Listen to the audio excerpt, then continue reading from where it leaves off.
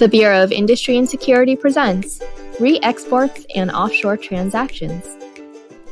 This video provides an introduction on how to determine if your re-export or offshore transaction is subject to the Export Administration Regulations. Bonjour madame, je m'appelle François. I am calling to see if my field programmable gate array integrated circuit is ready to be shipped. Hello, Francois. My name is Elsa. Let me see. Unfortunately, your order has been placed on hold. It appears that we may need to apply for a license from the United States government before we ship. But you are shipping from Canada to me in Paris. Why would we need a license from the United States? That's a great question, Francois. This happens because some of our product comes from the United States and are subject to the Export Administration regulations. What we have here is called a re-export. When it comes to shipping an item that was manufactured in the United States or incorporates U.S. origin commodities or bundles with U.S. origin software, they may be U.S. authorization required to re-export that item from Canada to other countries.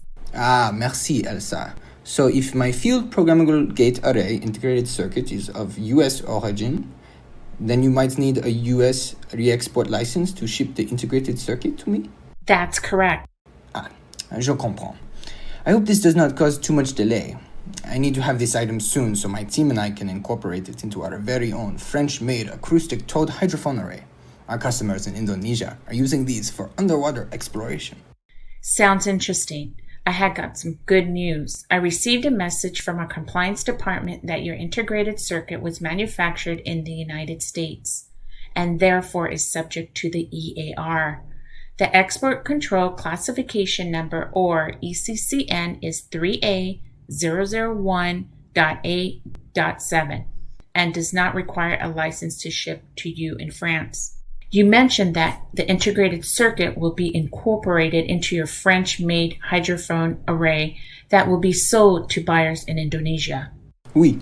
Since the integrated circuit is of U.S. origin, you will need to determine if your hydrophone array will be subject to the EAR and require a U.S. re-export license to ship from France to Indonesia or any other country around the world. Really? Yes, a non-U.S. made item might be subject to the EAR if the percentage of the controlled U.S. content is above a certain level, based on fair market value. This is called the de minimis rule. Can you show me an example of this rule, please? That is the extent of my knowledge. It is best that we contact a BIS export counselor to explain the de minimis rule to us. Hello. Thank you for calling the Bureau of Industry and Security. How can I help you? Hello, my name is Elsa and I'm from Canada. I have Francois from France on the phone and we would like to learn more about the de minimis rule. It's a pleasure meeting both of you. Is there a specific transaction you're working through? Yes, I have a U.S. origin integrated circuit in Canada that will be shipped to Francois in France. Francois plans to incorporate the integrated circuit into a hydrophone array and sell his product to customers in Indonesia. That sounds interesting. Do you know the export control classification number of the integrated circuit? Yes, my export compliance department informed me that it is under ECCN 3A001.8.7. Well, that's great. Now that we have the ECCN number, the first step is to determine if the integrated circuit is controlled U.S. content to Indonesia. ECCN 3A001.A.7 is controlled for National Security Column 2 and Anti-Terrorism Column 1 reasons. Using the Commerce Country Chart, it appears that there is an X in the box for the National Security Column 2 reasons to Indonesia. Therefore, the 3A001.A.7 item is a controlled item to Indonesia and will need to be included in your de minimis calculation. What if I have other U.S. origin parts incorporated into my hydrophone array that are controlled for anti-terrorism reasons only or that are EAR 99? That's a great question, Francois. Specifically for Indonesia, items controlled for anti-terrorism reasons, for example, ECCN 3A991, and EAR 99 items are not controlled to Indonesia. In other words, based on item and destination, there is no license required to ship items controlled for anti-terrorism reasons only, or EAR 99 items to Indonesia. This means that you do not include the anti-terrorism controlled item or EAR 99 item in your calculation. However, if you intend to ship your hydrophone array to a customer in Cuba, you would need to include those items in your calculation because they do require a license to Cuba. Wow, so my calculation should only include the US origin items that are controlled to the specific country? You're a quick study, Francois. That is correct. So how does this de minimis rule work? The de minimis rule is described in section 734.4, and the calculation is detailed in supplement number 2 to part 734 of the EAR. It considers the fair market value of controlled U.S. content as a percentage of the total value of the end item. I will show you how to calculate the value for de minimis purposes for both Indonesia and Cuba, because the calculation will be different.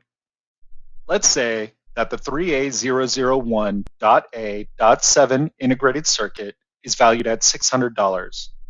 You will incorporate U.S. origin cables designated as EAR 99 to the hydrophone array as well.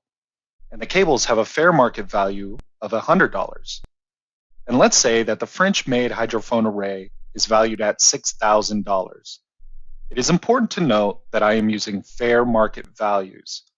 If you receive a below market price, such as a wholesale price, you must still use the fair market value of the item or a reliable valuation method to calculate or derive the fair market value. The calculation is the fair market value of the total U.S. controlled content divided by the fair market value of the non-U.S. made item. You will multiply the result by 100 to represent the number as a percentage and then arrive to your final de minimis value. As you can see, the level of controlled U.S. content for Indonesia is 10%, and the controlled U.S. content for Cuba is 11.67%. So now that I've practiced my math, what do these percentages mean? I'd like you to remember 3 percentages: 0%, 10%, and 25%. These are the de minimis values for various countries around the world. If the value of the controlled U.S. content is 10% or less of the non-U.S. made item, then the shipment of the non-U.S. made item is not subject to the EAR to anywhere in the world. If the value of controlled U.S. content is 25% or less of the non-U.S. made item, then the shipment of the non-U.S. made item is not subject to the EAR unless the item is shipped to countries designated as terrorist supporting or embargoed countries. BIS lists these countries in country group E1 and E2 in supplement number 1 to part 740 of the EAR. Currently, Cuba is listed under country group E2 as an embargoed country. If the value of the controlled U.S. content is above 25%, then the non-U.S. made item is subject to the EAR to all destinations. I'll give you a minute to let this sink in. Okay, I believe I understand. When I export my French hydrophone array to Indonesia, the shipment is not subject to the EAR because the controlled US content is 10%. And you said that the shipments of non-US made items with 10% or less controlled US content are not subject to the EAR? You got it. Now, for Cuba, the controlled content is 11.67%. Since Cuba is listed in country group E2, the shipment of the French hydrophone array to Cuba is subject to the EAR because 11.67% is above 10%. But you also mentioned 0%. You're a sharp one, Francois. There are certain U.S. origin items for which you do not need to calculate the de minimis level, as any U.S. content will make the non-U.S. made item subject to the EAR. This does not apply to your hydrophone array, but if the U.S. content is described in section 734.4a of the EAR, the shipment is subject to the EAR. No math needed. Ah, c'est génial. Though the quality is unlike ours, my friend Claire in Germany does not seem to have these concerns. Her hydrophone array does not have US origin parts and she ships worldwide. I see. If Claire's hydrophone array is produced based on certain US origin technology or software, or if Claire's hydrophone array is produced by a plant or any major component of a plant that is a direct product of US origin technology or software, then her hydrophone array might be subject to US regulations. A good friend would advise Claire to contact a BIS counselor to assist her in understanding this concept that BIS refers to as the Foreign Produced Direct Product Rule. We all know you're a good friend, Francois. I will be sure to let you know.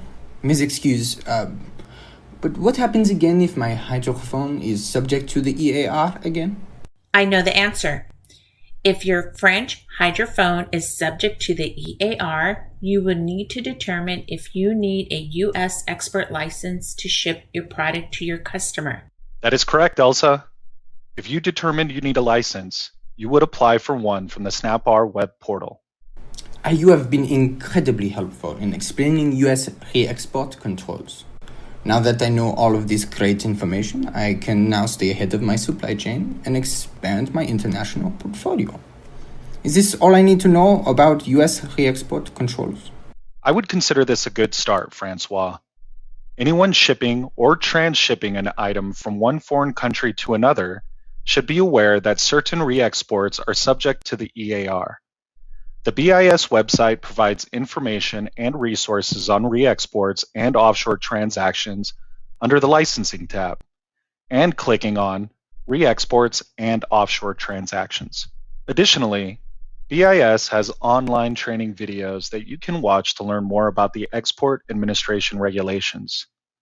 Click on New to Exporting from the BIS homepage, and click on Training Room to view the online training videos. Wow, merci BIS. I feel much more comfortable with re-export controls now. You're welcome, Francois. As always, BIS's Office of Exporter Services is here to help. Please feel free to contact us if you have any further questions. Thank you for watching this video, and happy re-exporting.